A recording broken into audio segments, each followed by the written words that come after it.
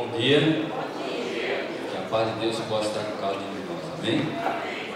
Vamos então preparar a nossa mente para a mensagem desta manhã. Vamos então começar cantando o hino 70.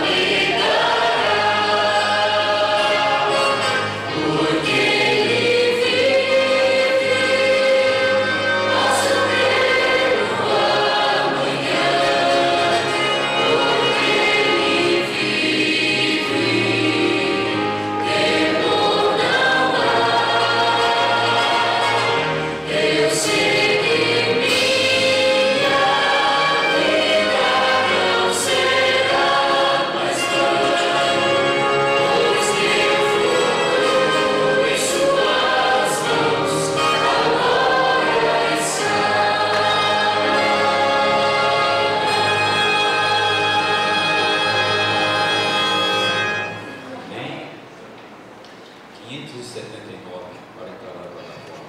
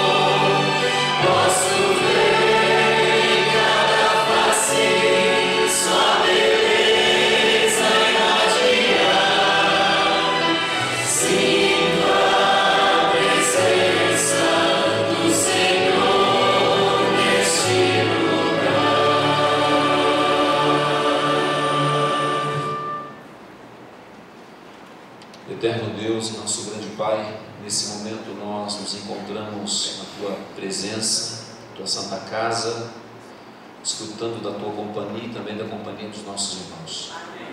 E para esse momento, Senhor, nós te pedimos a aceitação para esse nosso culto. E aceita também cada adorador que aqui está. Te pedimos no nome de Jesus. Amém, Senhor.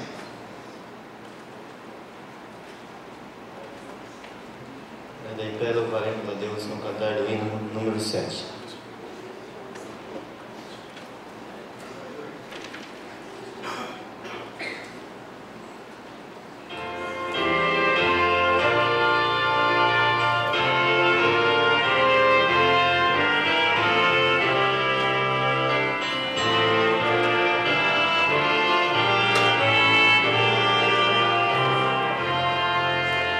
Sejas louvado, Rei.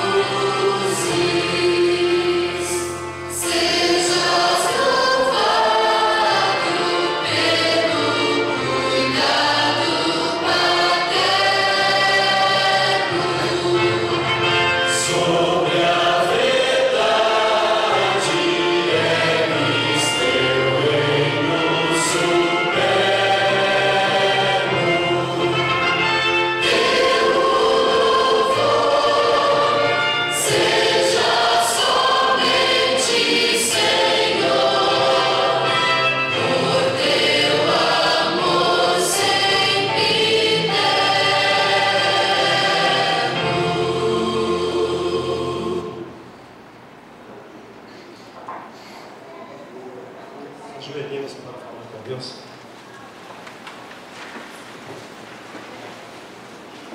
Senhor Deus, nosso Pai, agradecemos por estarmos na Tua presença nesse santo dia. Agradecemos também por ter nos acompanhado durante essa semana para que pudéssemos ter relativa saúde para encontrarmos aqui na Tua igreja.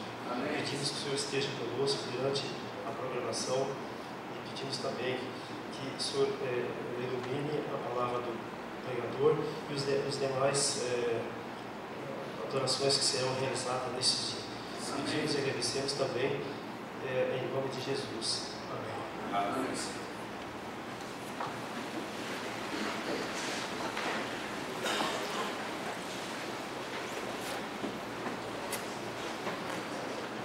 Quero estender meus bom dia, um feliz sábado, que a paz de Deus possa estar presente a cada membro aqui presente.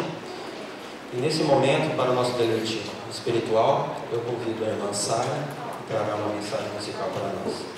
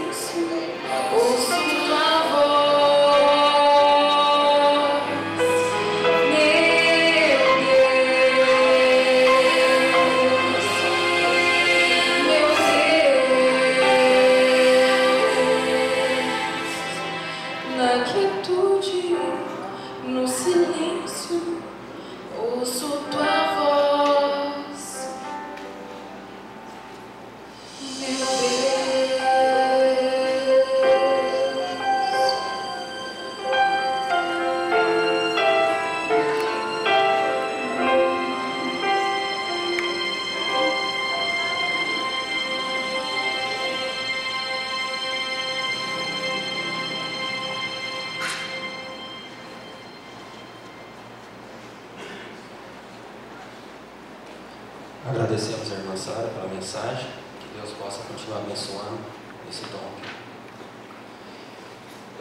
Antes do Provar e Verde, nós temos um anúncio aqui que se faz necessário, que a igreja, que o distrito do Tuiuti convida todos a participarem amanhã, às 6h30, no Parque Buracão, onde terá o culto, e quem levará a mensagem será o prefeito Silvio Barros, né? E, então, a igreja do distrito do Tuiuti convida todos que puderem estar lá pela manhã, 6h30, para esse culto de adoração. Agora, nesse momento, teremos o vídeo do Provar e Verde.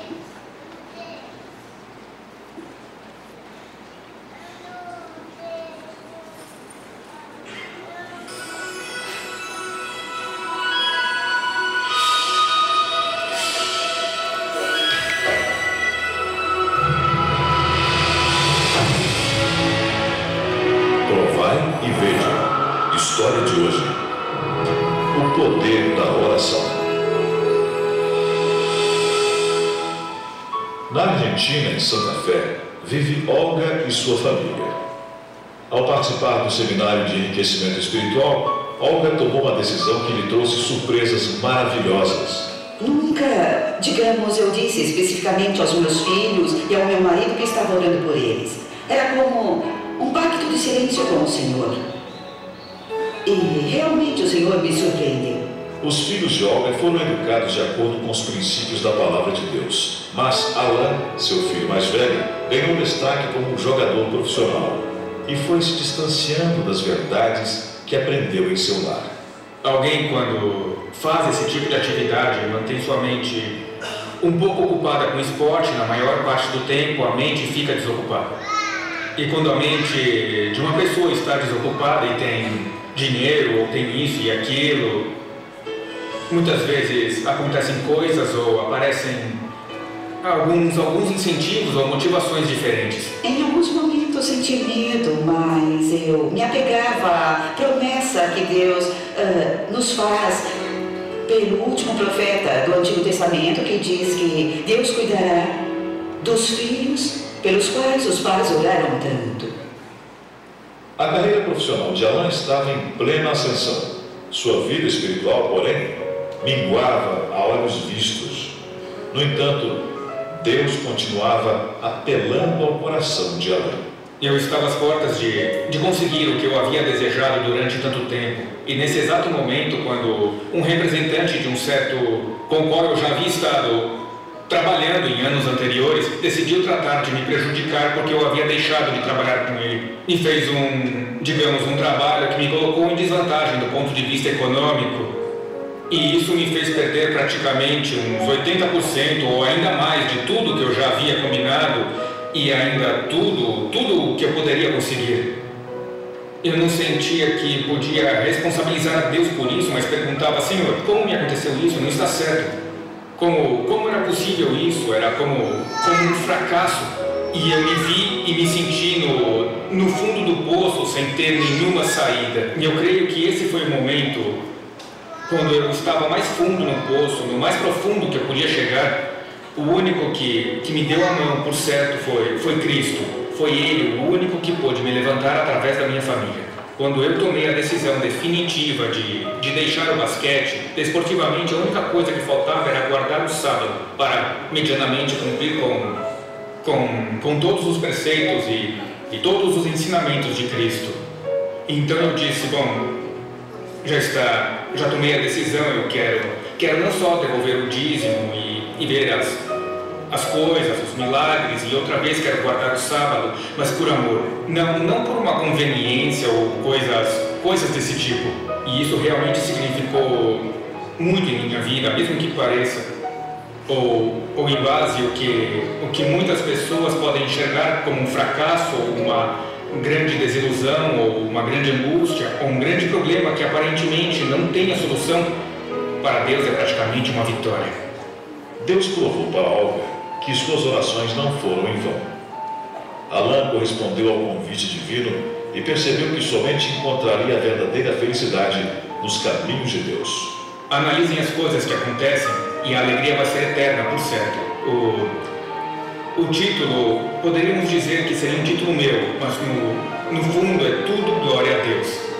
Eu creio que Ele vai ter todas as pérolas em sua coroa e em suas mãos, em seus pés, e creio que é Ele que merece todo o reconhecimento. Com vontade de estar no céu e abraçar Jesus e dizer-lhe obrigada, pôr minha cabeça em seu peito, como fazia João. Olga sabe que o melhor a fazer para resolver qualquer problema é levá-lo a Deus e entregá-lo em suas poderosas mãos. Talvez Deus tenha outros planos agora. E eu sei que os planos de Deus são muito maiores do que podemos pensar para nós mesmos. Leve a Ele seus problemas, seus desafios, suas perguntas, toda a sua vida. Ele irá mostrar planos maravilhosos para o seu futuro. Adoremos agora ao Senhor com os dízimos e ofertas, demonstrando nosso reconhecimento e gratidão.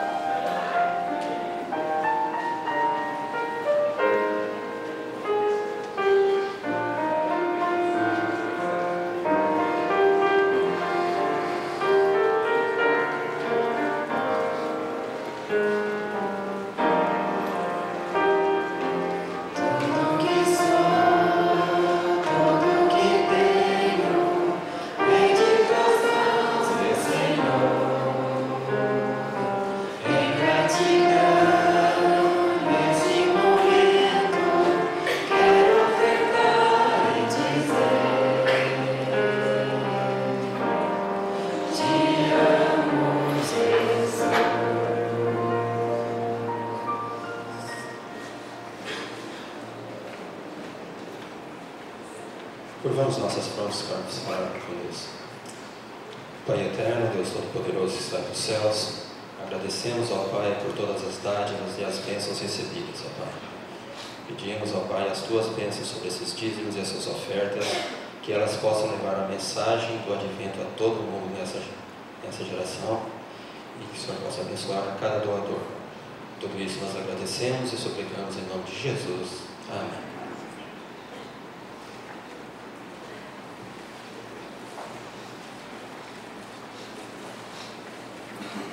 Antes de entregar a plataforma para o pastor Ademir, temos um anúncio. Segunda-feira estará sendo realizado aqui na igreja, a partir das 19 horas, um culto de ação de graças e também a Santa Ceia. Então convidamos a todos os membros que possível participarem, para começarmos o ano bem, renovados espiritualmente. Então, a partir das 19 horas, na segunda-feira, culto de ação de graças e a Santa Ceia. Então, nesse momento, eu quero entregar a plataforma para o pastor Ademir. Ele é pastor de Londrina, do Jardim Sol. É um filho da igreja, né? E nesse momento, pastor, quero entregar a tua igreja já nas suas mãos. Obrigado, Marcos Alves. Bom dia. Feliz sábado para vocês. É sempre muito bom realmente voltar para casa. E não é aquela casa que nós temos em Londrina, não. É essa aqui mesmo. Eu fico mais feliz ainda quando eu posso ver aqui os meus irmãos ainda firmes no caminho de Deus. Vocês não fazem ideia como a gente se alegra. A primeira coisa quando a gente senta aqui é começar a olhar cada um de vocês. Primeiro vem um pouco de tristeza, né? A gente percebe que assim como eu, vocês também estão envelhecendo. Estão envelhecendo. A ação do tempo está pegando muitos aqui dentro. Fico feliz por um outro lado, que uma nova geração vem florescendo, vem caminhando, vem se desenvolvendo. Fico feliz quando eu vejo uns cidadãos assim, né? Também sendo colocados debaixo de julgo, de responsabilidade, e tem condições agora de ajudar ali com o seu tempo, o seu trabalho, o seu empenho na casa de Deus. Isso é muito bom. Mas, irmãos, o meu tempo ele é meio curto, eu não vou fazer muitas divagações aqui. Até que horas que eu tenho, Marcos? 9:10, isso é um problema. Bom, vamos à palavra de Deus então. 1 Samuel, capítulo 6. Eu quero falar sobre 5 passos que cada um de nós deve dar para que a fé seja uma fé vitoriosa, uma fé robusta, um crente que realmente vai conseguir chegar ao céu. Há muito cristão por aí que está ficando pelo caminho, está se afastando de Deus, está perdendo o rumo. E aqui você vai ter agora 5 passos. Se você quiser anotar, faz bem. É uma receita aí que realmente vai te ajudar, tá? Então anota. 1 Samuel. Mas antes de ler, eu quero contar o contexto para vocês, para que vocês possam entender aí onde queremos chegar. Esse tempo aqui, Samuel, ele estava ainda principiando o seu trabalho como profeta, como juiz em Israel. E um pouquinho antes desse capítulo há um episódio trágico, complicado na história de Israel. Ofni e Finéias eram filhos do juiz Eli. E nesse tempo, os filisteus faziam guerra contra Israel. Estavam tentando dominar politicamente Israel. Resultado, Israel, tentando sacudir o jugo de si, foi a guerra contra os filisteus, porém sem consultar ao Senhor. E levaram, no primeiro momento, eles foram para uma primeira batalha, um primeiro enfrentamento. 4.000 israelitas morreram, choraram, ficaram ali apavorados, sem forças, mas então tiveram uma ideia: vamos mandar trazer a arca do Senhor para o nosso meio, e aí sim nós vamos partir para a vitória com tudo. E assim fizeram. A arca de Deus veio para o acampamento israelita, e agora houve júbilo, houve aquela aclamação de vitória, como se realmente a guerra já estivesse terminada. E veio um novo confronto. Do outro lado, os filisteus agora ficaram apavorados. E agora, que faremos? Nunca antes sucedeu coisa semelhante. Os deuses desceram no meio israelita, e eles sabiam do poder que acompanhava aquela arca. Ficaram apavorados, mas veio a mensagem: sede fortes, portai-vos varonilmente, porque os deuses que feriram o Egito estão entre eles, e nós vamos com tudo para cima deles. É um bom dia para morrer. Assim pensavam eles. E realmente foram com tudo para cima do exército israelita. Mais de 30.000 pessoas morreram no exército de Deus. Ofni e Finéias morreram, e a arca foi tomada. Que problema! Levaram para dentro ali agora do território filisteu, e resolveram colocar essa arca dentro do templo do deus Dagon. O deus Dagon, da cidade de Asdod, era uma das 5 principais cidades filisteias. O deus Dagon era uma espécie de homem, metade homem até aqui, e o resto peixe. Era assim o deus filisteu. E eles imaginavam agora o nosso deus Dagon, ele foi mais poderoso que o Deus israelita. Então vamos agora colocar essa arca do Deus Israel dentro do templo de Dagon, como se fosse uma oferta para ele. Ao mesmo tempo, pensavam eles: capturamos o Deus Israel, e agora ele também será o nosso Deus, e assim nós vamos aliar o poder do Deus Israel ao poder de Dagon, e seremos invencíveis. Assim pensaram os pobres filisteus. Fecharam o templo naquele dia, e quando voltaram no dia seguinte, os sacerdotes se depararam com uma cena terrível. O deus Dagon estava caído com o rosto em terra diante da arca do Senhor. Viram nisso um mau presságio. Bom, pegaram o seu Deus de maneira muito reverente e colocaram novamente no lugar, fizeram serviços sagrados, foram embora, fecharam a igreja, o templo, filisteu, e quando retornaram no dia seguinte, a situação estava pior ainda. O peixe havia ficado inteiro, mas aquilo que era a metade homem, a metade figura humana, havia caído diante da arca e estava mutilado, pescoço cortado e os braços cortados. Os sacerdotes filisteus imediatamente tomaram providência: temos que retirar a presença desse Deus aqui. Esse Deus não pode ficar com o nosso Deus porque ele é superior. Providenciaram um lugar à parte e colocaram agora num outro edifício. Nesse momento, ou por esse tempo, uma praga terrível começou a irromper no meio dos filisteus. Algumas versões falam de uma úlcera que começou agora a arrebentar nas pessoas. Outras versões falam de hemorroidas. E o Espírito de Profecia sustenta que eram hemorroidas, usa essa expressão especificamente. Agora imaginem vocês, toda a população da cidade de Asdod com hemorroidas. As pessoas não queriam mais saber daquela arca ali dentro deles. Por favor, tira esse Deus do nosso meio. É impressionante como o ser humano ele reage diante do poder de Deus. Quando Deus aparece na vida das pessoas, as pessoas sempre vão ter duas opções. A primeira é se converter, e essa sempre deveria ser a nossa parte: conversão, rendição a Deus, não pelo seu poder, mas rendição por amor, por aquilo que Deus realmente tem de bom para mim. Os filisteus não se renderam, eles preferiram mandar Deus para bem longe de suas vidas, e assim a arca foi levada agora para uma outra cidade. Dali ela saiu para Gate, e agora as pessoas de Gate receberam a arca, e a mesma praga acompanhou essa arca também. Hemorroidas para todos os lados. E as pessoas agora entraram em desespero: por favor, manda esse Deus embora daqui também. E foi para Ecrom, uma outra cidade dos filisteus, e a mesma coisa aconteceu. Finalmente era uma ideia: que tal mandarmos essa arca para o meio do campo? E assim a arca não mais ficou na cidade, ela foi para o meio do campo, para o meio do nada, sozinha.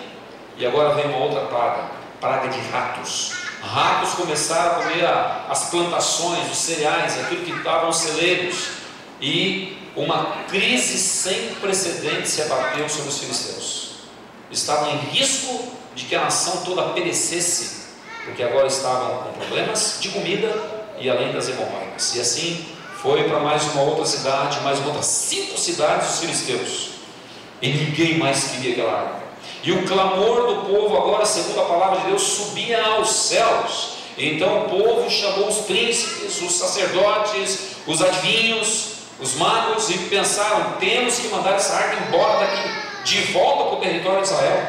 Nós não podemos tê-la, mas como vamos fazer? Nós temos que mandá-la de maneira que essas pragas cessem do nosso meio. Eles queriam se livrar das pragas, mas não entregaram o coração a Deus. Então os magos disseram: olha, e era costume naquele tempo, a superstição, ela dizia que quando a pessoa tinha um problema, uma praga, alguma coisa que estava ali atrapalhando a vida de uma nação, eles faziam uma representação do problema, colocavam em cima de uma pilastra, de uma coluna, e então ofertavam aquilo ao Deus que eles imaginavam que estavam ofendendo. E dessa forma era a maneira supersticiosa que aquela nação tinha para remover de si a praga. E assim pensaram eles: temos que ofertar a esse Deus Israel a nossa tragédia, a nossa praga. E assim cada príncipe das principais cidades filisteias fizeram uma imagem. Cada príncipe modelou uma hemorroida. É isso mesmo. E cada príncipe modelou ali um rato, 5 ratos e 5 hemorroidas no seu formato. E assim fizeram um carro novo. Olha, se é para o Deus Israel, tem que ser um carro incontaminado, novinho em folha. Construíram um carro. E agora vamos colocar 2 vacas, e elas têm, vamos entender que realmente foi a mão de Deus que fez isto, se essas vacas tomarem o rumo da cidade de Bet-Semes. Era a cidade levita mais próxima da Filisteia.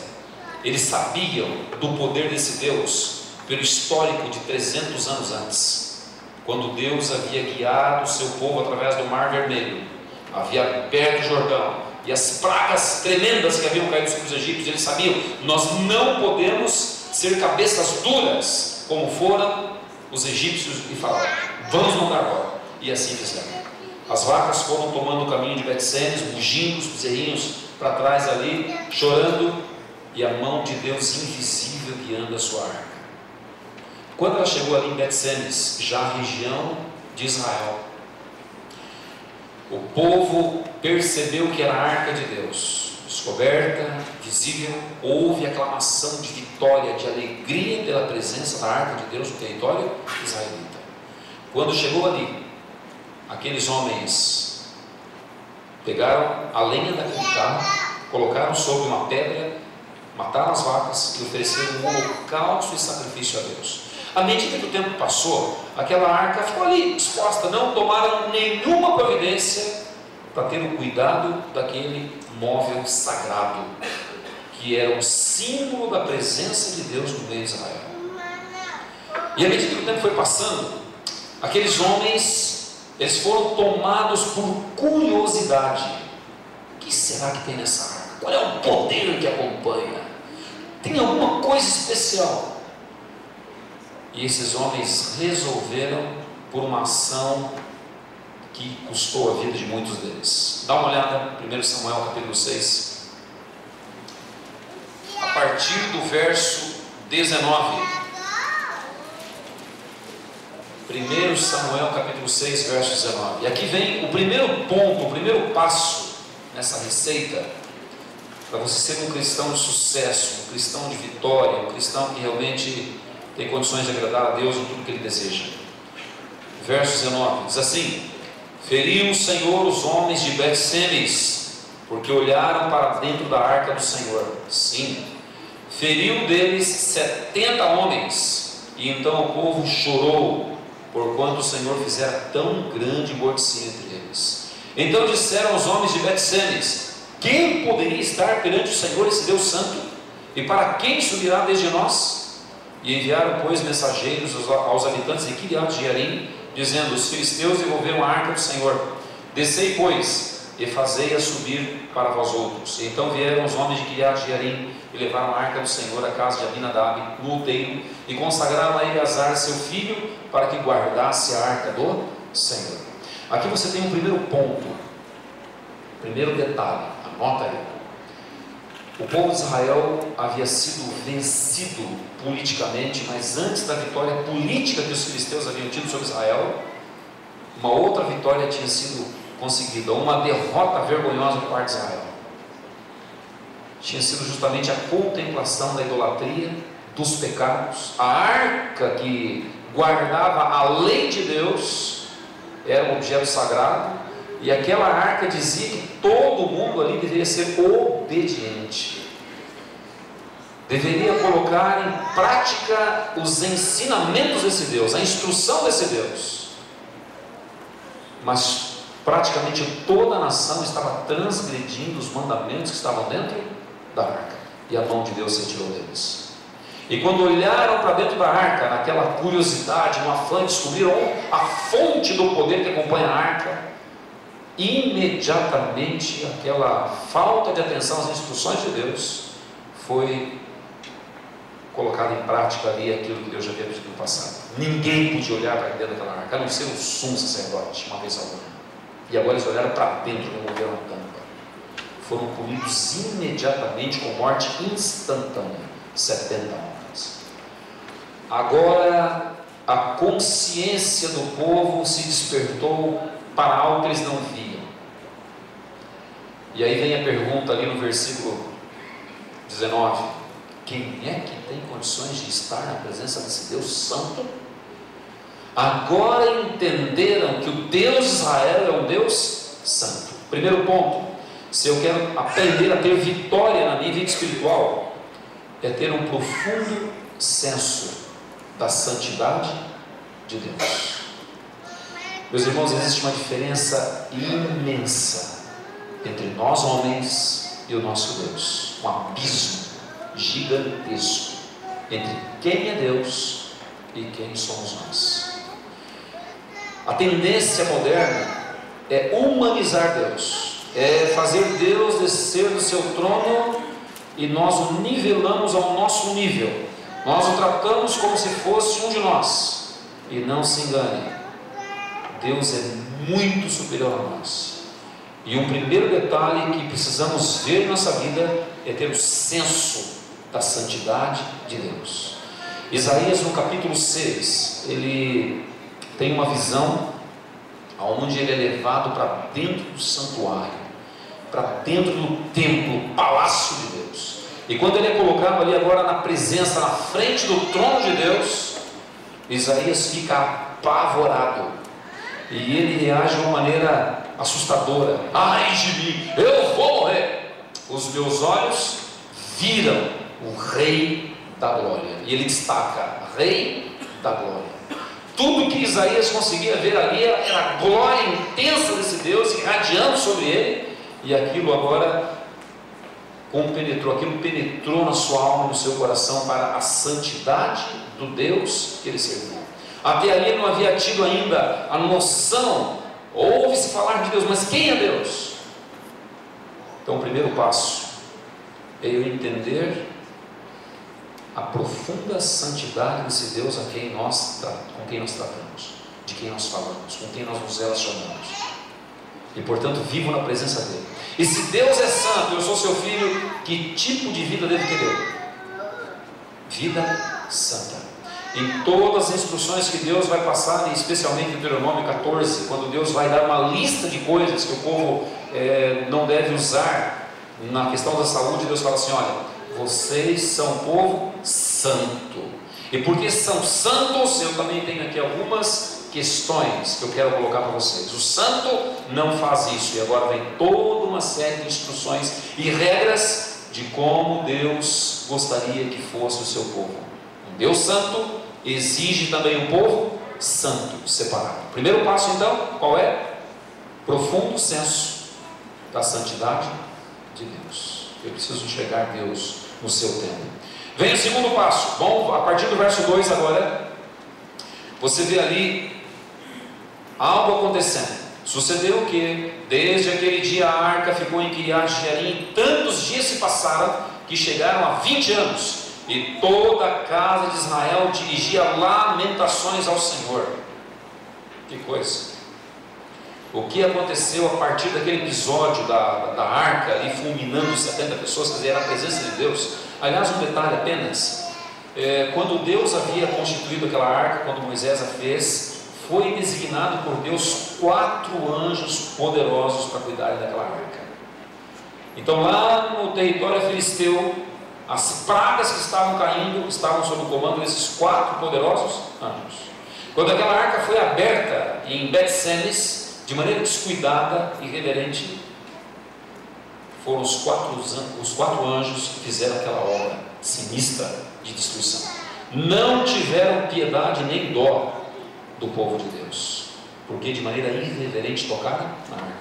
Aliás, eu imagino que eles tenham racionalizado. Que mal tem?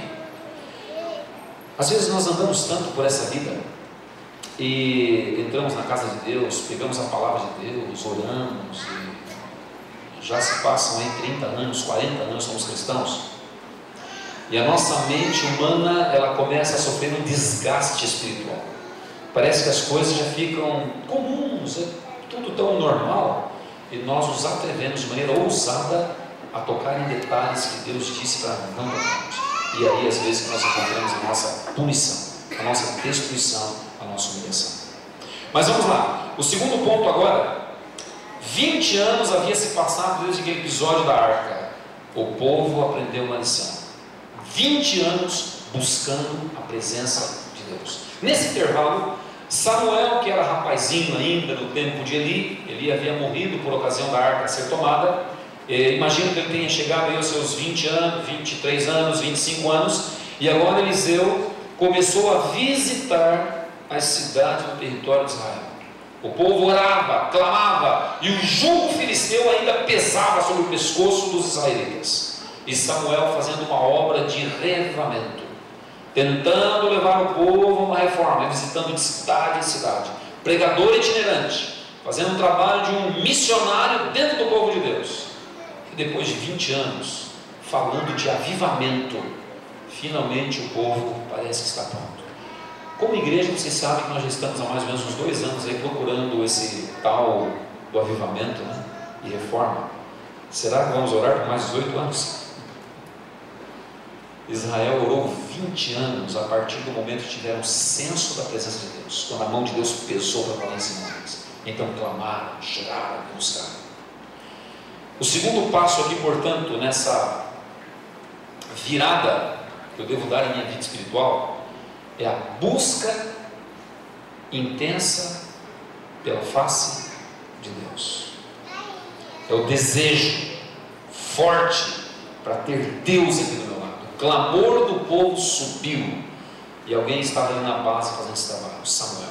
Então vem agora o terceiro passo, a partir do verso 3. Falou Samuel a toda a casa de Israel, dizendo: se é de todo o vosso coração que voltais ao Senhor, tirai dentre vós os deuses estranhos e os astarotes, e preparai o coração ao Senhor, e servi a Ele só, e Ele vos livrará das mãos dos filisteus. E então os filhos de Israel tiraram entre si os Baalins e os astarotes, e serviram só ao Senhor.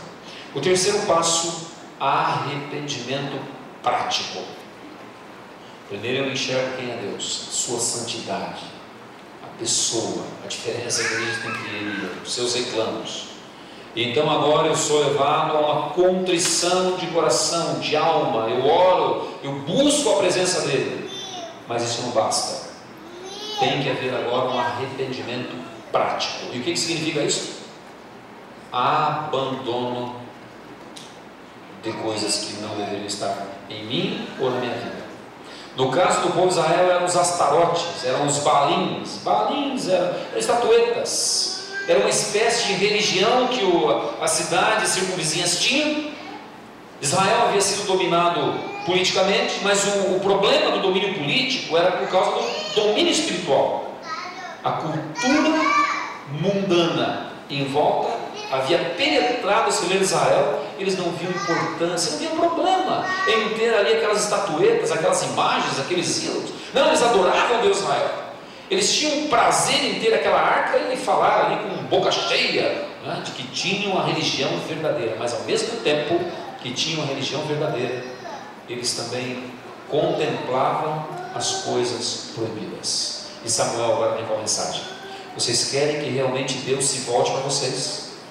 Então tira do meio de vocês a idolatria, remove esses astarotes, os Baalins, tira isso. A idolatria hoje em nosso meio, ela ainda existe, vamos dizer assim, a nível, não é, geral, vamos dizer assim, de país, global, mundial. Mas e no meio do povo de Deus, será que existe idolatria hoje? No meio de Israel existia. Será que existe? Ela é mais sutil.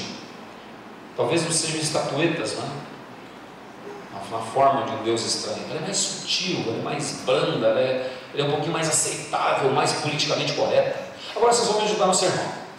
O que será, se tivesse Samuel aqui, o que ele pediria que fosse removido do nosso meio? Me ajudem agora. Senão eu já tenho uma lista pronta aqui. Ah? Mas como eu não quero me comprometer muito, né? Eu sou um pregador assim politicamente correto, então eu não vou me comprometer. Então eu vou deixar vocês se comprometerem. Me ajudem agora na lista. O que será? Então vamos começar a pensar dentro do lar. E alguém já começou dando aí uma pincelada, né? Televisão. Só um detalhe: televisão, ela não é nem boa e nem má. Ela é neutra, tá? Ela é neutra. O problema é quando você liga e aí o tipo de coisa que vai aparecer ali a gente vai saber se é boa ou se é má. E isso agora vai depender muito do coração de quem está na frente também, né? Ligando ali o botãozinho e vamos saber se essa natureza ela é boa ou se ela é má. O problema é sempre o homem, certo? Televisão, será isso realmente um ídolo sutil, moderno e que talvez tenha impedido a presença de Deus de estar no meio do seu povo? Será que tem? Israel estava ali dominado espiritualmente e era uma estratégia de Satanás. Satanás sabia que enquanto o povo de Deus tivesse ali uma religião dupla, né, uma vida dupla, Deus jamais poderia abençoar Israel. O Espírito Santo jamais viria para dentro do território de Israel. O Espírito Santo era mantido fora. O diabo, portanto, não queria esse tipo de avivamento que estava acontecendo ali. Aliás, reforma. o que mais o diabo teme é que o povo de Deus faça uma reforma e jogue tudo que não presta a sua vida para fora, porque aí o canal fica aberto para o Espírito Santo descer. Qual é o problema da televisão? Não é a televisão, é o programa em si, né? É o que se vê nela. Eu tenho uma luta com os meus jovens em Londrina, eu imagino que deve ser a mesma luta que tem aqui em Maringá, os jovens são muito diferentes. Eles questionam a questão do cinema. Não, que mal tem no cinema? Um lugar tranquilo. Eu fico pensando, meu Deus, a que ponto chegamos? Nós estamos tentando defender o indefensável, cinema. Não, a gente tem que apertar um pouquinho mais o sapato. A questão é televisão. Eu fico pensando na hipocrisia da nossa fé, daquilo que nós somos como cristãos, quando eu prego o amor, eu prego a pureza, eu prego a bondade, eu prego a ajuda às pessoas, eu prego as pessoas que abandonem os seus vícios, eu prego contra a sensualidade, e depois, tranquilamente, nós vamos para casa, e aí, aliás, nem ligamos, né? Hoje nós vamos atrás. O cidadão vai lá na locadora e ele escolhe lá todo tipo de filme que a natureza carnal gosta e ele traz para dentro de casa e ele põe o filme. E aí nesse filme vai passar o quê? A luxúria, a sensualidade, o crime, a traição, o vício. Ali se prega a brutalidade, tudo aquilo que eu como cristão condeno. Pergunto a vocês, como é que é o nome mesmo disso aí? Hipocrisia. Temos nós sido hipócritas nesse ponto? Eu não estou nem falando de cinema, porque o cinema é a aberração das aberrações, é o top, é quando o caçador de prazer ele realmente quer estar nas mãos do diabo, ele quer o Espírito Santo para bem longe. Então você imagina, se a Bíblia fala que eu sou o templo do Espírito Santo, esse corpo foi feito para Deus habitar aqui dentro, é uma espécie de arca, Deus tem que morar aqui comigo, e agora eu pego esse corpo e levo para dentro de uma casa de entretenimento. O objetivo único é entretenimento, é prazer, é caçar diversão. Como pode Deus me acompanhar num lugar desse? Bom, estou falando de cinema, né? Cinema é pior ainda. Mas e televisão? Quando eu assisto um programa desse, eu loco e ali tem a violência, ali tem a ação, ali tem, né, os tiros e tudo mais, os espertalhões que passam os outros para trás, e agora eu coloco o meu corpo, os meus olhos, os meus ouvidos, o meu coração e começo a me alimentar dessas coisas. Pensa na incoerência da nossa vida. Por que eu estou falando isso aqui, irmãos? Isso aqui não é um único item. 2013 está entrando. O meu desejo, o meu interesse essa manhã é que você, em algum momento, seja pensante, seja sábio, seja inteligente. O que é que de repente está lá dentro do meu coração como ídolo, que eu preciso remover para que a mão de Deus, a presença de Deus, ela seja poderosa na minha vida. Televisão é um. Mas o que mais? Me ajudem rapidamente, que o tempo passa ali. Internet, mesma coisa. Está ali, eu controlo tudo. E é a mesma situação. O que mais? Amor ao dinheiro. Dinheiro é muito bom. Só que, como diz a própria palavra de Deus, é a raiz também de todos os males. A busca desenfreada pelo dinheiro. Quando, veja, vamos colocar as coisas bem no seu ponto. Jó foi um dos homens mais ricos de todo o Oriente, mas o dinheiro não foi o motivo para idolatria. Tá? Ele estava ali firme, mas infelizmente, para muitos que não têm o devido preparo, o dinheiro se torna uma armadilha. E bendito seja Deus que não deixa muitos de nós termos o dinheiro que nós gostaríamos, senão nós perderíamos a nossa alma com toda certeza. Bendito seja Deus. O que mais? Idolatria. Os prazeres mundanos. O que tem de prazer mundano, Zé? Eu estou meio desatualizado. Eu tenho que passar por autorização. Eu estou envelhecendo, já não tem mais, né? Tem muita coisa que a gente já superou. Quais são os prazeres mundanos de hoje? Que a juventude gosta, que a gente tem que pregar para jovem, para as crianças, para os adultos, né? Plateia mista. Quais são? Me ajudem. Música, olha que coisa interessante, hein? Música. Templo, o princípio é sempre o mesmo. Templo do Espírito Santo. Feito para louvar a Deus, para receber as coisas de Deus. E de repente eu coloco aqui o meu ouvido, não é? A escutar letras e outras coisas mais aí que nada tem de Deus. Elas pregam totalmente contrário àquilo que eu prego, àquilo que eu estudo na palavra de Deus. Existe um pensamento dentro do livro Mensagem aos Jovens, onde a Ellen White ela tem uma visão e ela olha para a casa de adventistas, guardadores do sábado.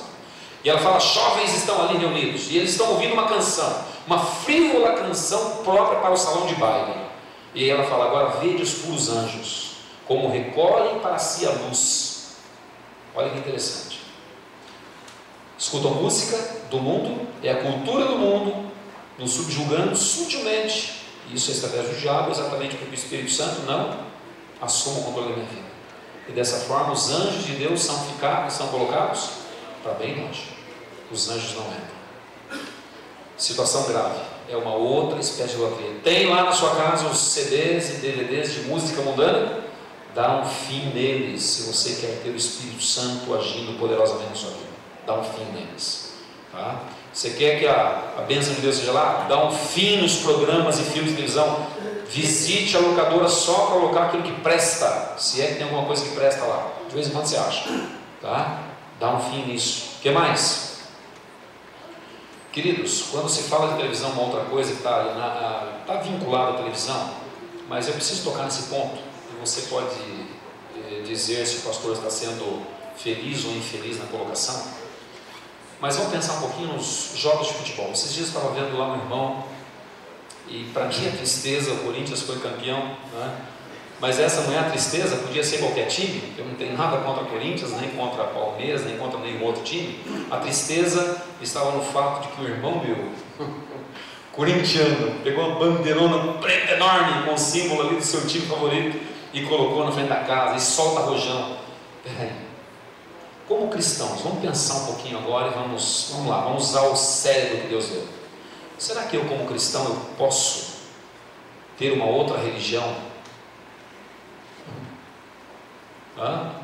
Quer dizer, eu posso torcer para um time?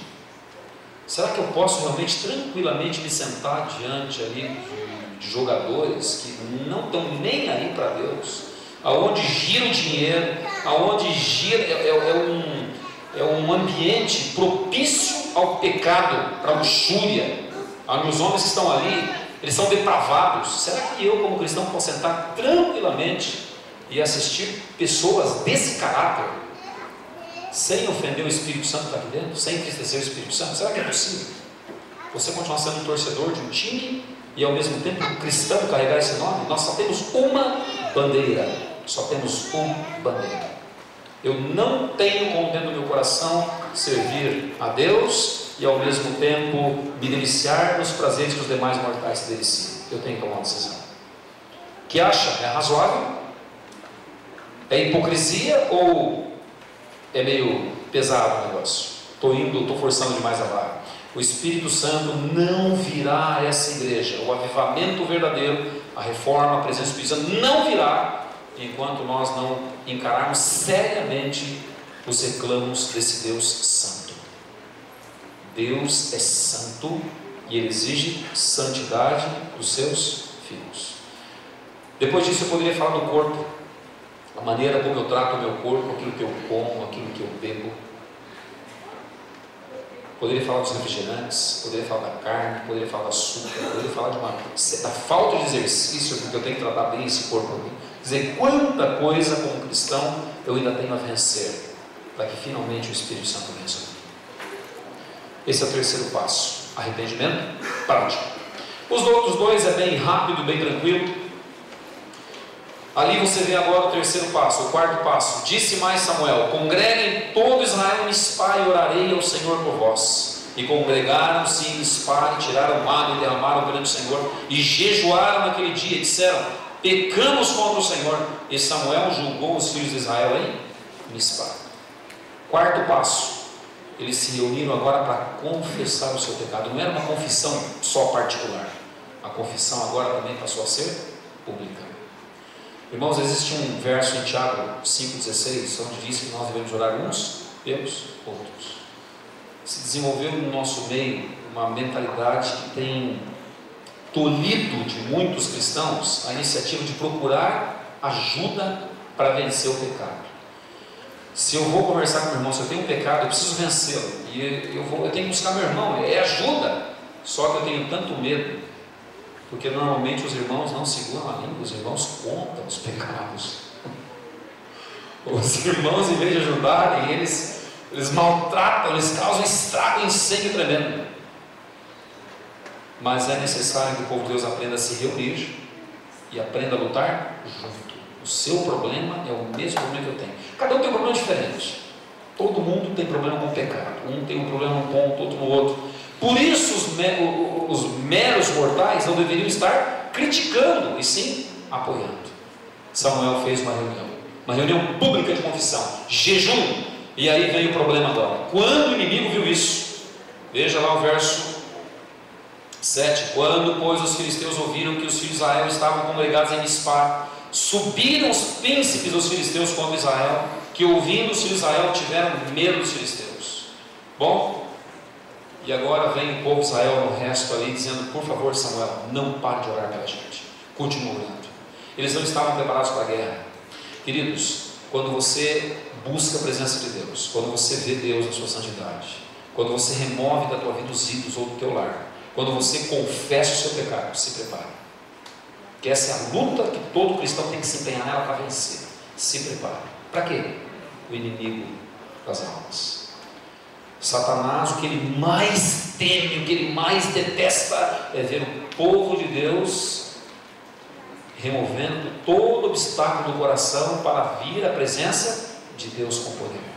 Quando o diabo ver isso na sua vida, se prepare para a ira dele. Ele vai instigar tudo que ele puder contra você para tirar da tua cabeça, para tentar roubar de você essa decisão. Ele vai fazer de tudo. Nesse caso, ele levantou os filisteus, e os filisteus vieram, e o povo de Deus ficou apavorado, porque, e agora o que vamos fazer? Sem saber o que fazer, eles pediram: por favor, Samuel, tudo que sabemos fazer, ora. Então vem o quinto passo: dependência de Deus para ajuda.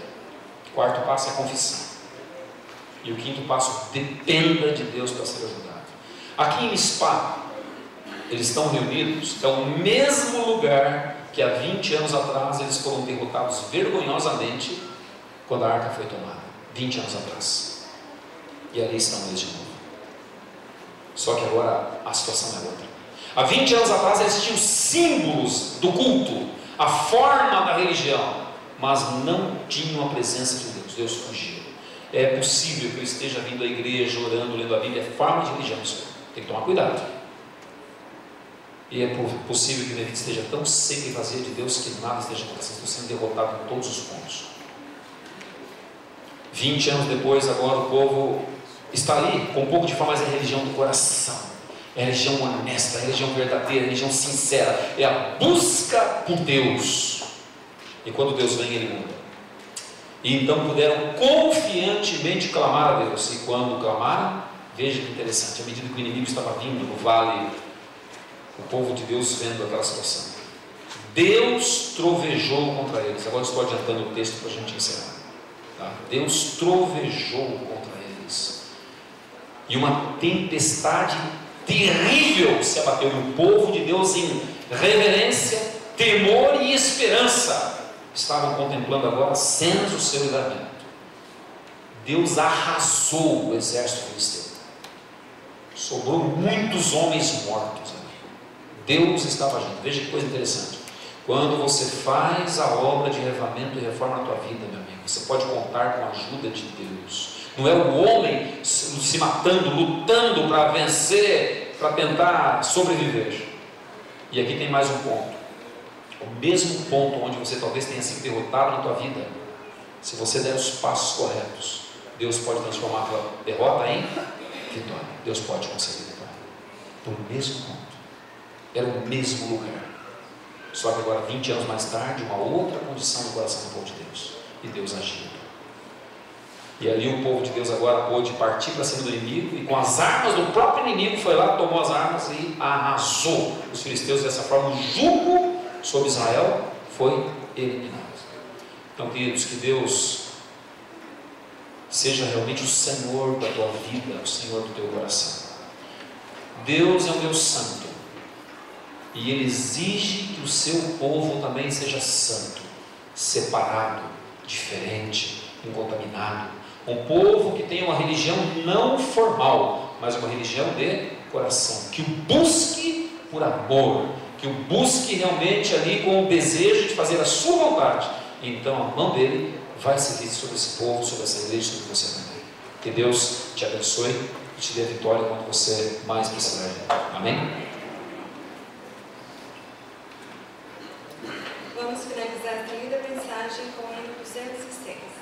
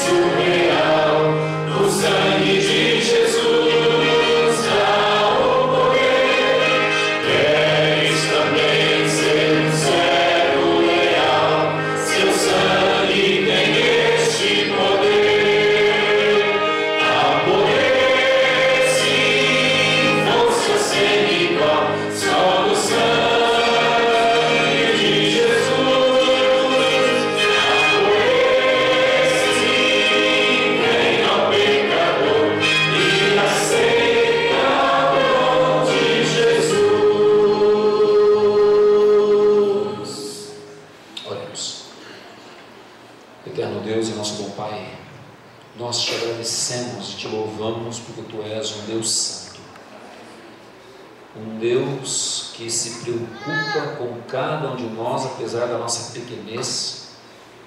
Tu nos dá o devido valor, Senhor. Tu te revelas a nós, mas também espera que a nossa profissão de fé, que a nossa vida, ela esteja à altura dos Teus reclamos. Temos tido dificuldade para colocar muitas coisas em prática, Senhor. Talvez como igreja estejamos falhando muito diante dos Teus reclamos, então nos perdoa, Pai. nos ajuda, como seres pequenos, como seres pecadores, a podermos ouvir a voz do Teu Espírito Santo e realmente fazermos a obra de reforma que não será feita por Ti, mas por nós mesmos.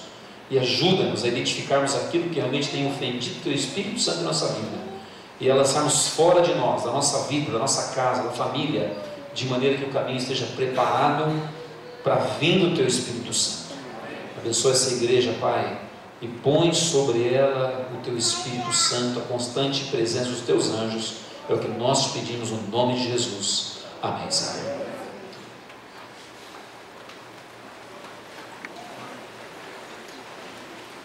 Continuando a adoração a Deus, vamos cantar em 210.